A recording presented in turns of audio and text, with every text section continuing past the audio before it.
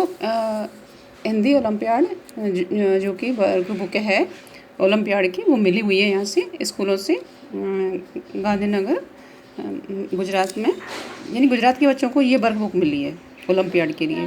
तो देखो इसका सेकंड हम जो चैप्टर है वो शुरू करेंगे, जो बढ़ विचार है, उन बच्चों को थोड़ा डिटेल में समझाएंगे तो उनको आसानी से समझ में आएगा।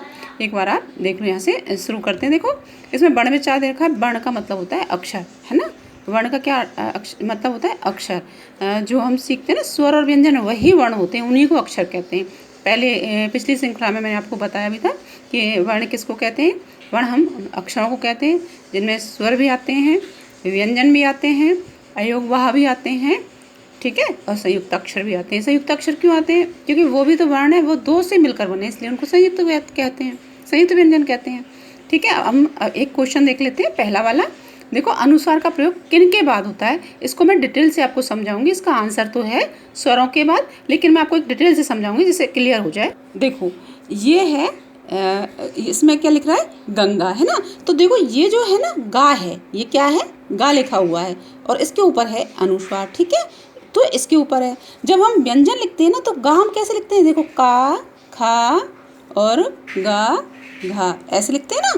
तो देखो हम इनको हलंत करते हैं, इसका मतलब है ये स्वर रहित हैं। और जब हम स्वर रहित नहीं करते, यानी जब हलंत नहीं करते, इसका मतलब इसमें स्वर शामिल है। तो अब इसमें क्या है? स्वर शामिल, और इसमें स्वर शामिल नहीं है, इसमें स्वर शामिल नहीं है। और इसको अगर हम ऐसे लिखें हलंत नहीं करें तो इसका मतलब इसमें स्वर है, यानी ये जो दिख रहा है ना इसमें स्वर है। ऐसे ही हम अगर इसको ऐसे करें तो इसका मतलब इसमें स्वर शामिल है और इसमें स्वर नहीं है। इसको क्या बोलेंगे? स्वर रहित, और इसको बोलेंगे स्वर सहित। ऐसे ही इसको, ठीक है, घा को देखो ये इसमें हलंत है, इसका मतलब इसमें स्वर नहीं है, और इसमें स्वर है, तो इसका मतलब क्या हुआ? ये यहाँ पे स्वर है और इसी के ऊपर देखो यहाँ पे ये है ना, गा है, इसमें हलंत नहीं है ना, तो इसका मतलब है स्वर सहित है। ये स्वर सहित है, तो इसका क्या मतलब हुआ?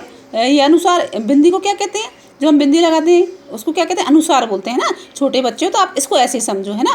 तो अनुस्वार इसको बोलते हैं अनुस्वार। अनुस्वार किसके बाद लगाया जाता है? स्वर, स्वर के बाद लगाया जाता है, व्यंजन के बाद नहीं लगाया जाता है। देखो कभी भी ऐसे आपको कहीं पर भी अनुस्वार लगा हुआ, इसको बोलते हैं अनुस्वार लगा हुआ नहीं मिलेगा।